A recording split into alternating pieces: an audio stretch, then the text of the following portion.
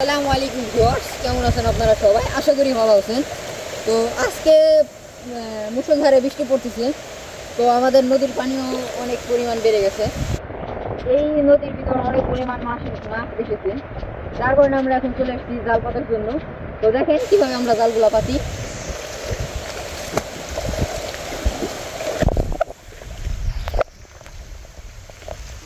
তো এখন এই উপর থেকে এবার পর্যন্ত জালটা পাতার জন্য এই প্রস্তুতিগুলো পরিষ্কার করতে হবে। একটা আইলের মতন তৈরি করতে হবে। এখন সেই কাজটাই করবো। দেখতে থাকুন।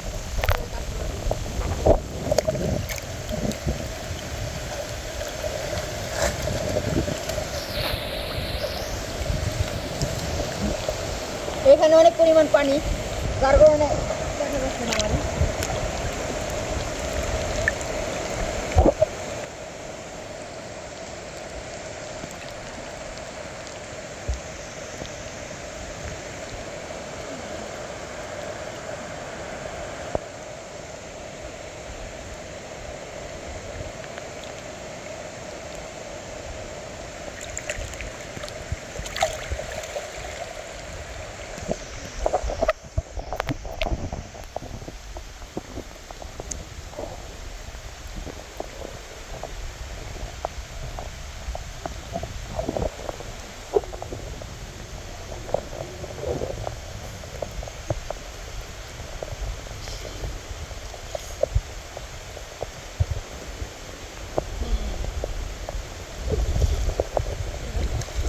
তো আমাদের ডাইরেল কাটা শেষ, এখন জালটা পাতবো।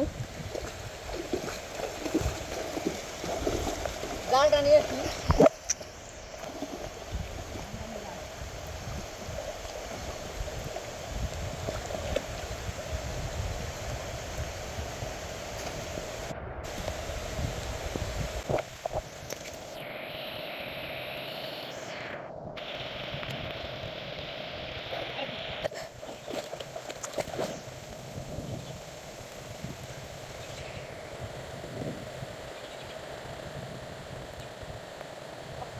তো এই হচ্ছে আমাদের জাল।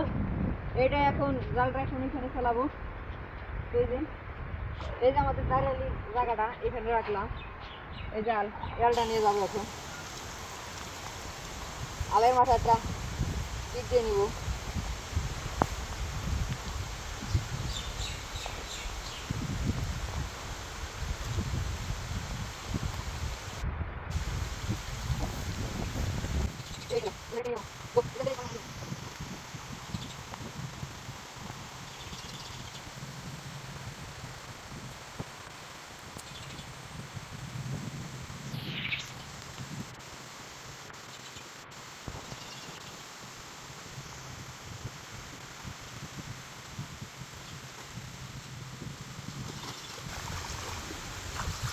তো এখন এখানে যে আগাছাগুলো আছে এগুলো পরিষ্কার করে ফেলাবো, যাতে করে জালটা ভেসে না থাকে।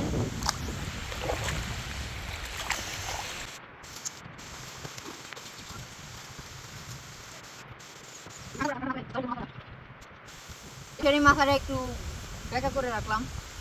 তো আমাদের এখন একটা লাগবে, একটা কুড়া, যে কুড়াটা এখানে গেড়েই আলটা বাঁধতে পারবো, যাতে করে যদি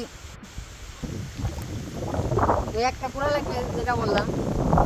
এখানে অনেক পরিমাণ স্রোত, এই যে এখানে দেখলে বুঝতে পারবেন, যদি অনেক পরিমাণ স্রোত আর বৃষ্টি যে পড়তেছে, পানি বাড়ার সম্ভাবনা আছে।